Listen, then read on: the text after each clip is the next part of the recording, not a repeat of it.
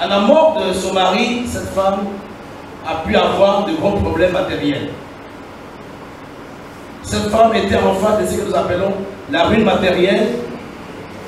Elle était en face de la ruine familiale parce que ses enfants devraient aller en captivité. J'étais en train de lire un peu la loi de Moïse.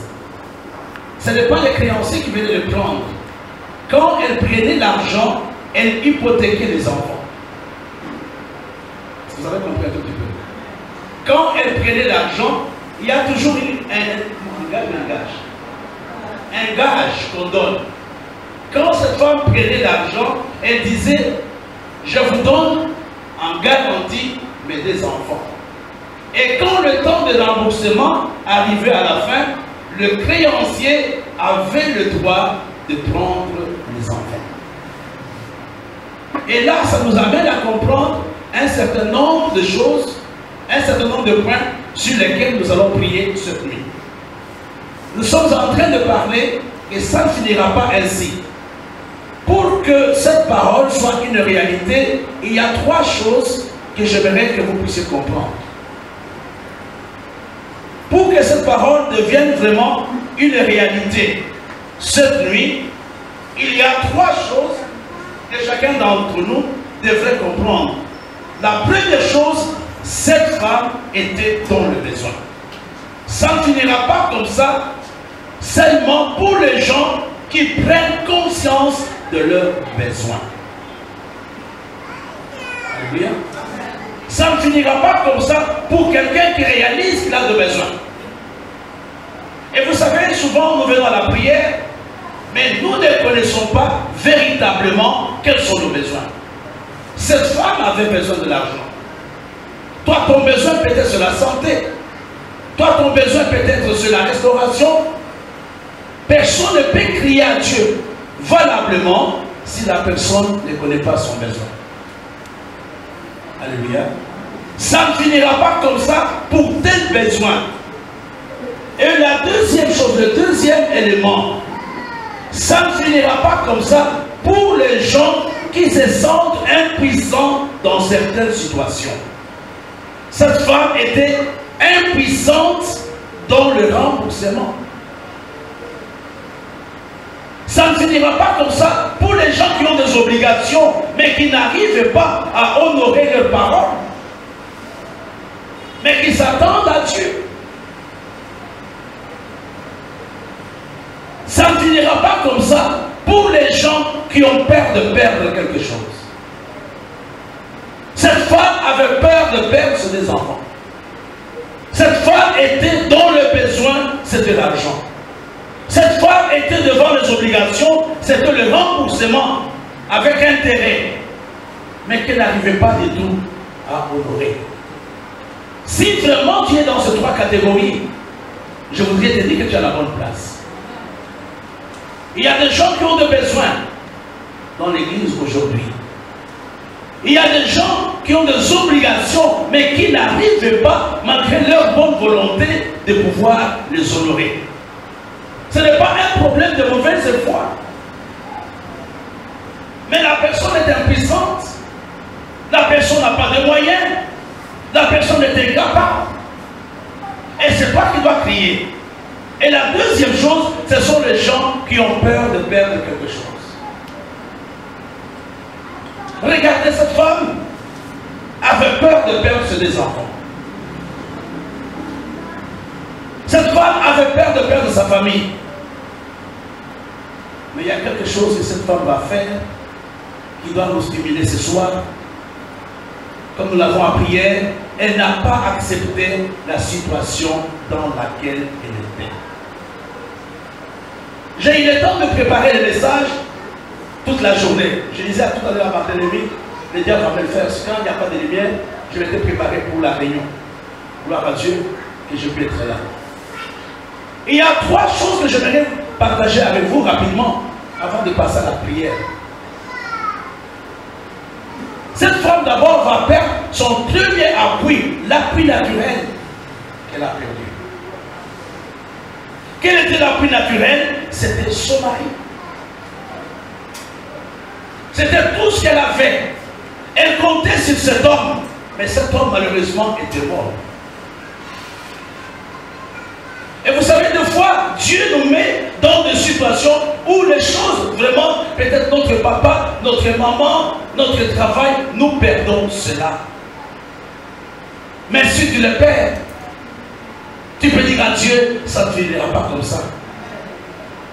Même si je n'ai pas de travail, même si je suis au chômage, même si je n'ai pas de parents, même si je n'ai pas connu mes parents, ça ne finira pas comme ça. L'une des choses que cette femme va perdre, c'était l'appui naturel. C'était l'appui de son mari.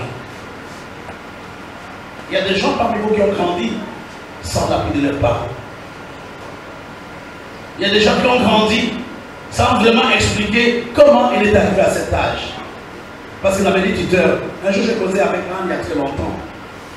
Cette fille s'était prise en charge il y a très longtemps, quand elle faisait peut-être 3e ou 2e. Elle a commencé à s'assurer seule. Ça fait peut-être 5 ans qu'on n'avait pas d'ensemble de ce temps. La première chose que cette femme perd, c'est l'appui naturel. Je voudrais encourager quelqu'un ce soir. Même si tu as perdu l'appui naturel, tu peux crier à Dieu. Cette femme savait que c'était son mari qui était son protecteur. Cette femme savait que c'est son mari qui se battait pour elle. Mais ce jour-là, le mari n'était pas là. Elle était en face des créanciers. La deuxième chose, c'est pour vous dire tout simplement que l'appui naturel est limité. Il y a plusieurs personnes qui veulent s'appuyer sur le naturel. C'est mon papa, c'est ma maman, c'est mon diplôme. Mais bien aimé, l'appui naturel est limité. Mais ton Dieu n'est pas limité. Et le deuxième appui que cette femme perd, ou l'appui qui ne l'a pas aidé, nous serons surpris. C'est tout l'argent qu'elle prenait. Ce sont les dettes. Elle pensait résoudre les problèmes avec les dettes. Ce sont les mêmes dettes qui vont la mettre en captivité. Est-ce que vous me suivez encore ce soir? Il y a des choses que nous pensons résoudre avec notre intelligence, mais sans nous rendre compte que nous nous mettons encore dans la servitude. Elle a pris l'argent.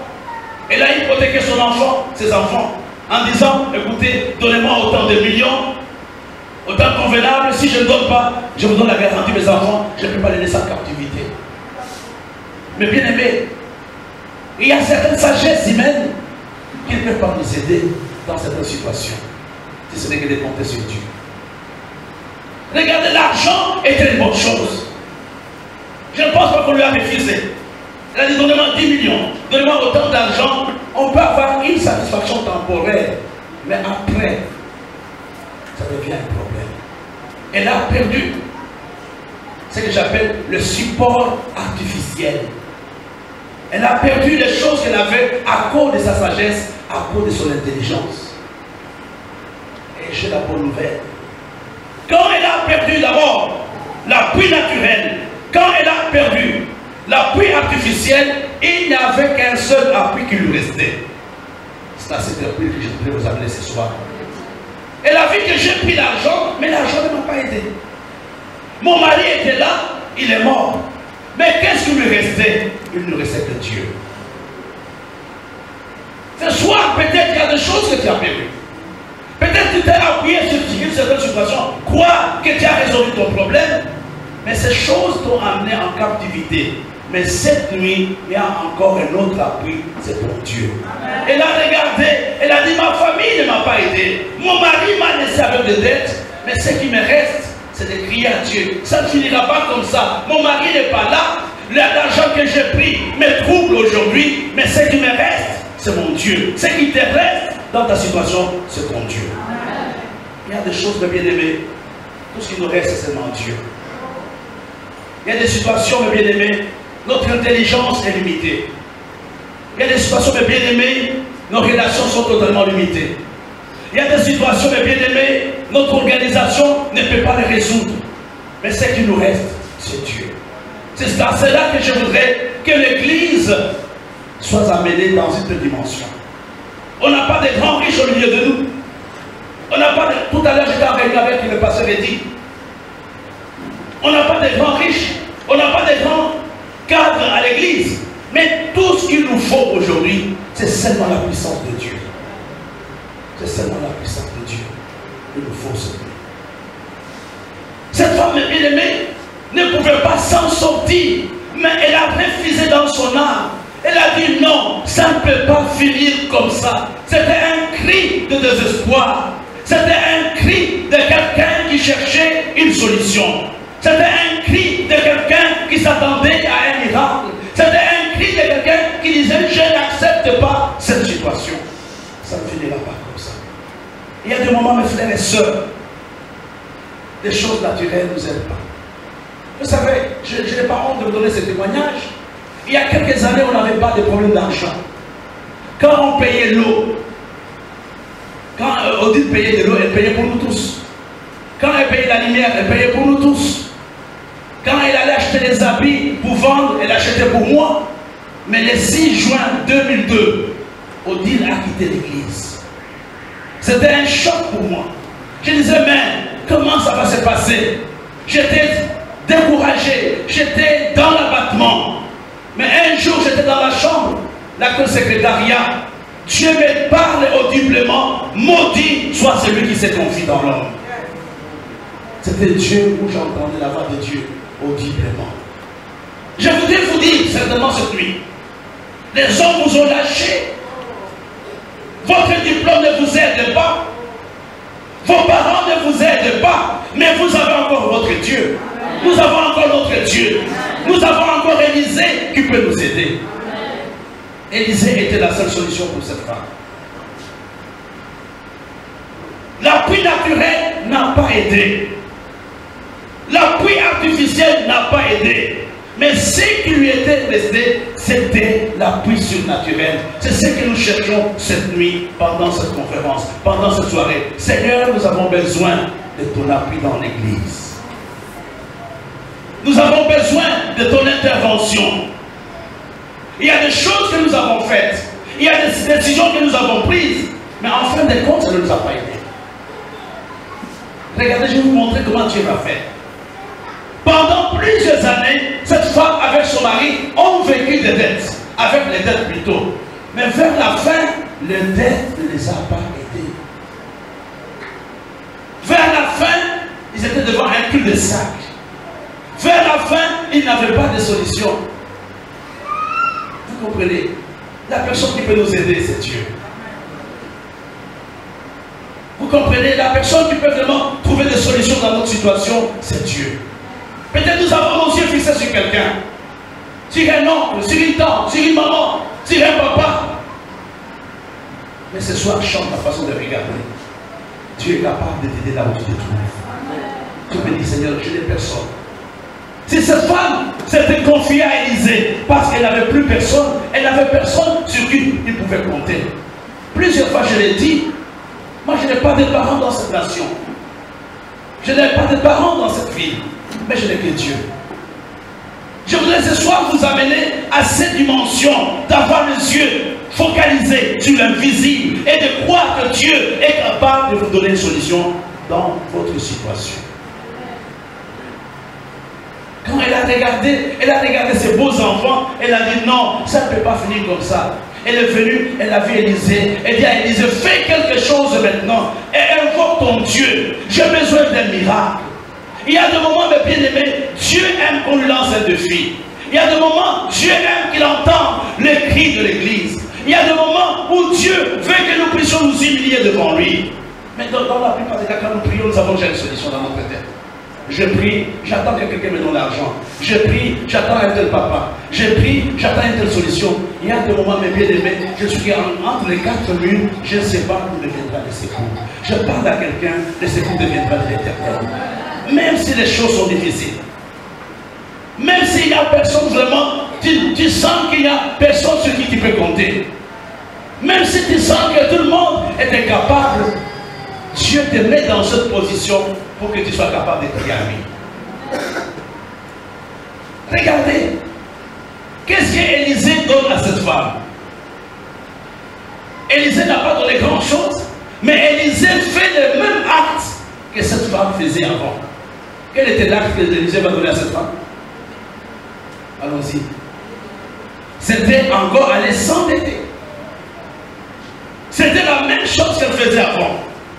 Avant, elle s'endettait, mais tout ce qu'elle avait fait sans Dieu était sans solution. Celui qui bâtit sans Dieu bâtit en vain. Regardez, c'est les mêmes actes. Elle prenait de l'argent à gauche, à droite, mais vers la fin, c'était pas, il n'y avait pas de solution. Mais Élisée me dit, maintenant, va prendre non l'argent, mais endette-toi pour des choses inutiles. Endette-toi auprès de tes voisins avec des vases vides qui n'ont pas de l'importance. J'aimerais te dire ce soir que Dieu est avec toi. Amen. Certainement, il y a des choses que tu sous-estimes. Certainement, il y a des personnes sur qui tu ne comptes pas. Dieu passera par des gens que tu ne connais même pas. Dieu passera par des situations que tu sous-estimes pour t'étonner. Tu n'as pas compris. Amen. Et là, pasteur, Dieu nous parle. Nous pouvons aujourd'hui compter sur des gens. Mais Dieu peut nous étonner avec ce petit peuple. Dieu peut nous étonner avec quelqu'un le jour de l'action de grâce. Peut-être qu'on n'a pas de grands entrepreneurs, on n'a pas de grands riches, on n'a pas de grands cadres. Dieu peut nous étonner avec un seul individu. C'est ça Dieu. Le miracle ne s'était pas produit avec des choses de valeur. Le miracle s'était produit avec des choses sans valeur. Si tu as une chose sans valeur, si tu as une personne sans valeur, tu es un candidat au miracle. Tu es un candidat au miracle. Tu dis, moi là, je n'ai personne, je n'ai pas été à l'école, je n'ai pas de parents, mais Dieu cherche de telles personnes pour leur donner de la valeur. Regardez, c'était des vases sans valeur. C'était des vases inutiles. Ce sont ces valeurs par qui Dieu était passé pour bénir la veuve. Peut-être tu peux mépriser cette personne. Tu peux mépriser cette relation. Tu peux mépriser ce travail. Mais peut-être par le travail où tu ne gagnes pas grand-chose, Dieu peut te bénir la nuit. Je connais des gens qui étaient des gardiens de nuit, mais après le départ du patron, ils deviennent propriétaires de grandes maisons à cause de leur fidélité. Voyez. Dieu, la Bible nous dit, Dieu prend les choses folles de ce monde pour confondre la sagesse des sages. Il y a des gens, peut-être, on ne leur donne même pas la chance de réussir dans la vie. Il y a des gens, peut-être, on ne compte même pas sur eux. Je vous dis la vérité. Il y a 5-6 ans, je ne pouvais pas croire un jour qu'Eddie pouvait être pasteur. Je ne pouvais pas croire un jour qu'Eddie pouvait un jour m'aider. C'était un garçon de rien du tout. Il a dansé à l'église sans chaussures. Je l'ai vu et vous l'avez vu. Dieu passe par des choses inutiles des fois pour nous confondre. Amen. Où sont les intellectuels? Où sont tous ces grands théologiens? Ils ne sont pas là. Dieu cherche le vide. Les vases vides ce soir dans cette salle. Dieu ces vases vides. Dieu ces vases vides ce soir. Ne dis pas non, moi je n'ai rien. Dieu ces vases vides. Il n'a pas dit cherche des choses, va t'endetter avant et s'endetter pour des choses de grande valeur. Mais ces choses de grande valeur ne l'ont pas béni. Mais vers la fin, elle est partie s'endetter pour des choses de sans valeur. Pourquoi? Parce que c'est Dieu qui donne la valeur à ce qu'on lui donne. Ce soir, Dieu peut donner la valeur à quelqu'un. Peut-être les gens ne t'ont pas appelé. Peut-être les gens ne comptent pas sur toi. Mais ce n'est pas fini pour Dieu. Ce n'est pas vraiment fini pour toi. Il y a quelques jours, on nous a appris. C'était fini aux yeux des hommes. Le cas de Lazare. Mais bien aimé, Lazare a été enterré. C'était fini pour les hommes. Son livre a été écrit. Ce jour-là, on a scellé son destin. Mais 4 jours après, Lazare a commencé une autre vie. Amen. Lazare a commencé une autre vie. Je vais le dire à quelqu'un, il y a une autre vie. Je vais le dire à quelqu'un, Dieu est capable de te confondre avec des choses peut-être sans importance. Dieu est capable de te confondre avec les choses sans importance. Je pense que si on avait appelé les économistes pour expliquer comment la femme allait payer la dette, les économistes allaient dire non, il n'y a pas moyen. Les économistes allaient dire, écoutez monsieur, les créanciers, cette femme est incapable. Alléluia. Mais Dieu avait sa méthode. Je voudrais vous dire, ça c'est la vérité. Ça ne finira pas comme ça pour les personnes qui comptent sur Dieu et qui s'attendent à Dieu. Amen. La méthodologie de Dieu, la psychologie de Dieu sont totalement différentes de notre méthodologie. Les hommes ont leur calcul, mais Dieu a ses calculs. Dieu a ses calculs. Il y a quelques années, quand je suis arrivé, je ne savais même pas que Ben serait pasteur. Un jour, je suis parti chez lui manger. Sa femme était malade ce jour-là.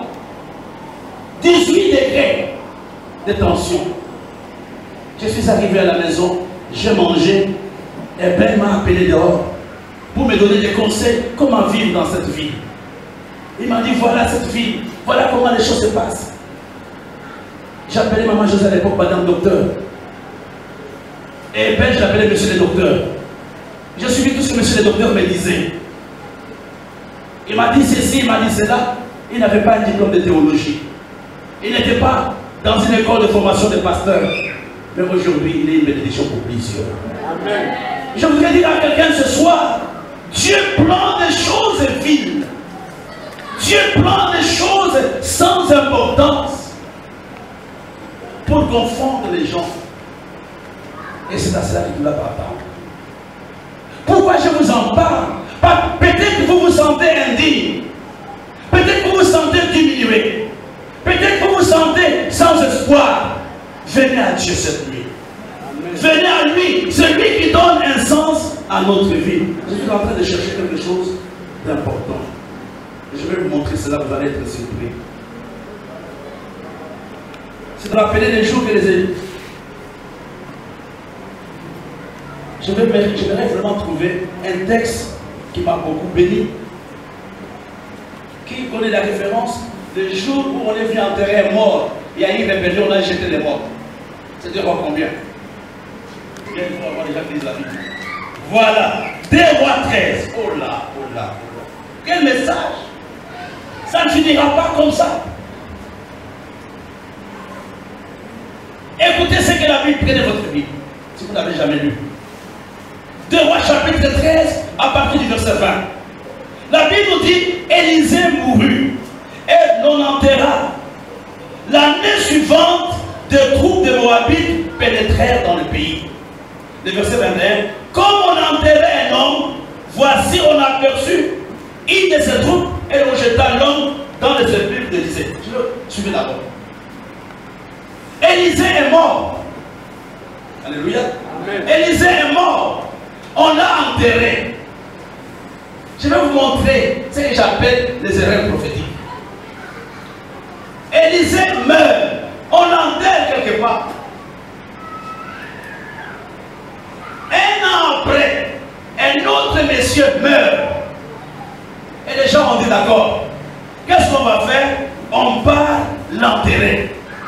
Ils sont partis avec le corps de monsieur qui était mort. Au même moment où ils voulaient l'enterrer, il y a eu les ennemis, les rebelles, si vous voulez, un peu du style de Boko Haram. Il y a eu les rebelles qui sont arrivés, et qu'est-ce que les gens ont fait? Ils ont jeté les corps. Et les corps, ils l'ont jeté où? Ils l'ont jeté dans le sépulcre d'Élisée. Alléluia. Or, le sépulcre est toujours fermé.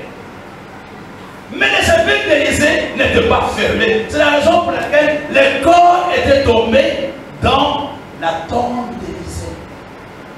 Alléluia. Amen. Et au contact, oh frère, au contact de ces corps morts avec le corps d'Élisée, l'homme était ressuscité. Amen. Amen. Tu ne peux pas savoir où tu m'as jeté. Amen. Tu ne peux pas savoir où tu m'as jeté. Viens après un an, regarde-moi. Viens après 2 ans et regarde-moi. Si je suis à la même place. Amen. Personne ne connaît la destinée de quelqu'un. Amen. Il y a des gens que nous pouvons jeter aujourd'hui. Mais tu m'as jeté où? C'est moi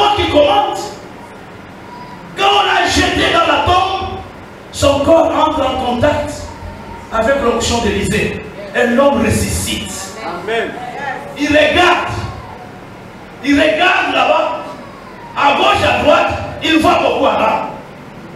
Et qu'est-ce qu'il a fait? Il a commencé à courir. Et il a dépassé ce qui était là avant. Les gens qui étaient venus l'enterrer, il les dépasse tous, il arrive au village. Alléluia. Amen. Quand il arrive au village, les gens qui l'ont enterré le voient au village et les gens qui sont venus l'enterrer sont rentrés à la tombe. Amen. Je dis à quelqu'un ce soir, n'aie pas peur. N'aie pas peur vraiment. Cette femme était complètement morte. On n'attendait plus rien d'elle. Mais Dieu avait encore la dernière cartouche. Je dis à quelqu'un, Dieu a encore la dernière cartouche pour toi. Tu ne peux pas savoir où tu vas jeter. Les gens t'ont jeté. Ils pensent d'avoir fait du mal. Mais il y a la princesse d'Égypte qui viendra te ramasser là-bas. La maman de Moïse l'a jeté sur l'eau. Parce qu'elle voulait se mettre en sécurité. La maman de Moïse elle a dit, écoute, on ne peut pas te garder, on va te jeter. Si quelqu'un te ramasse, gloire à Dieu. Mais si tu meurs, gloire à Dieu, nous t'aimons, ce n'est pas notre faute. Même, la maman a pris son enfant, elle a pleuré, elle a regardé Moïse. Elle est partie avec Moïse sur le fleuve Nil, elle a déposé. Au même moment, il y a eu chaleur dans le palais de Pharaon. Amen. Et sa fille, la princesse de Pharaon, avait envie d'aller se laver avec ses amis. Elle est arrivée au fleuve, elle a vu le panier dans lequel Moïse était. Je dis à quelqu'un, les gens peuvent te jeter, mais il y a quelqu'un qui peut te ramasser. Il y a quelqu'un qui peut te ramasser.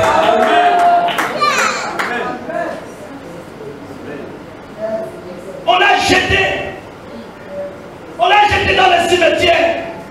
On a dit c'est bon de voilà. Mais sans savoir qu'ils l'ont jeté à la bonne place.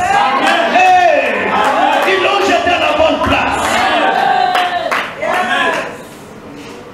Il y a des choses qui nous arrivent dans la vie pour nous pousser à prier. Il y a des choses qui nous arrivent à la vie pour dire que tout est vanité. Il y a des choses qui nous arrivent à la vie pour dire je ne dépends que de Dieu. Alléluia. Amen. Je ne dépends que de Dieu. Cette femme n'avait personne. Même les gens qui mangeaient avec son mari étaient incapables de venir payer la tête. Même les gens avec qui il causait étaient incapables de venir payer la tête. Elle n'avait plus personne. Il y a un vieux chant que maman il a aimé à l'époque, il y a que 3 semaines. Quand je la vois dans la salle, je suis surpris.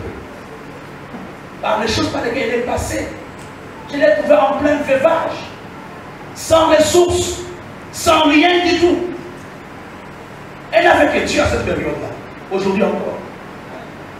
On ne savait même pas comment les enfants allaient finir l'école. Plusieurs allaient à l'école à pied. Le matin, il n'y avait pas de petits déjeuners de foin. Tout ça, c'est le miracle de Dieu. Amen. Je parle à quelqu'un cette nuit. Ça ne finira pas comme ça. Même si les gens ont pris la décision de te faire du mal. Mais j'aimerais te dire, il y a ton Dieu qui combattra pour toi. Il y a ton Dieu qui trouvera une solution pour toi. Amen. Amen. On l'a jeté dans la tombe. Peut-être, en me refusant, tu m'amènes à chercher de nouveaux amis. Peut-être, en m'insultant, je suis en train de dépendre de Dieu. Mais je dis à quelqu'un, ça ne finira pas comme ça. Amen. Nous avons une alliance. Vous savez ce qui a aidé cette femme? C'était l'alliance que cette femme avait avec Dieu. C'était une femme d'alliance. Nous avons une alliance avec Jésus le bien-aimé. Les jours que nous avons donné notre vie à lui, nous passerons par la tempête. Nous allons tomber. Et je vais dire à quelqu'un, même si tu tombes, il y a la main de Dieu qui viendra te prendre là où tu es tombé, là où tu as mal décidé. là où tu n'as pas compris les choses qui arrivaient autour de toi. Cette femme croyait bien faire en prenant l'argent, sans savoir qu'elle hypothéquait la destinée de ses enfants. Mais nous avons un Dieu de miséricorde. Je vous amène ce soir à dire à Dieu, on a besoin de toi. J'ai besoin de toi. Ce n'est pas mon intelligence. Ce n'est pas ma famille. Ce ne sont pas mes relations. Mais il n'y a que Dieu. Vous avez des familles ici. Moi, je suis seul. Ben est du nord. Moi, je suis du sud. Je n'ai que Dieu dans cette salle.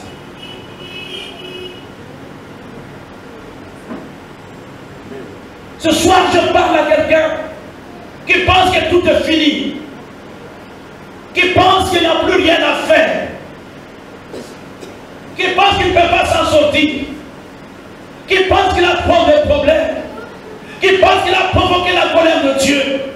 Je voudrais ce soir te dire, ton Dieu te regarde.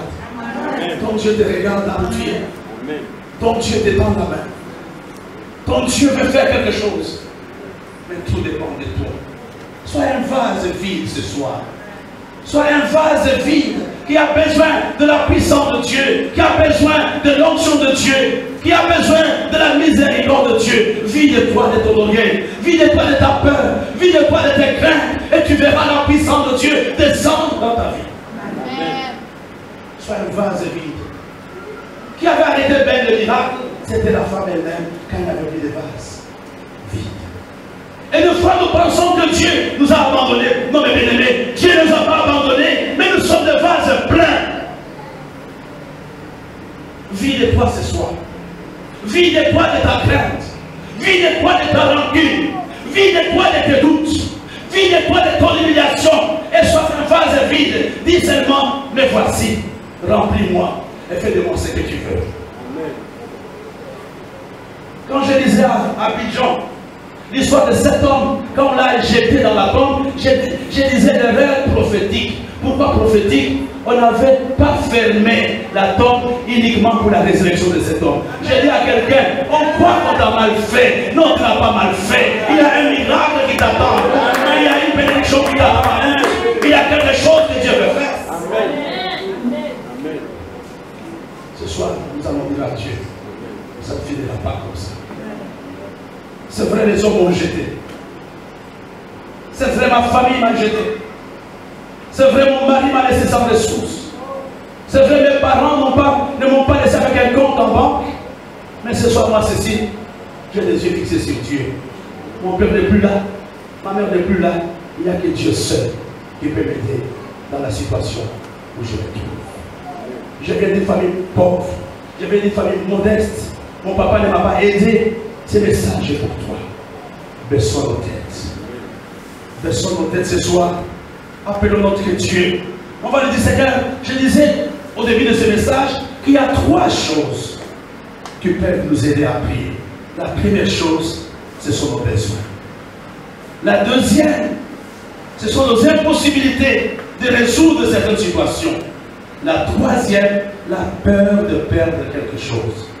Si tu es dans ces trois besoins, dans trois cas, baisse la tête, commence à bénir Dieu. Commence à bénir Dieu maintenant. Appelle ton Dieu au secours. Papa, regarde-moi. J'ai besoin de miracles ce soir. Papa, j'ai des créanciers. Je ne dors pas. Quelqu'un me disait hier, pasteur, je ne dors pas. Bishop, je ne dors pas. Je parle à toi. C'est possible que tu dors ce soir. Je voudrais vraiment que ton Dieu te visite là où tu es.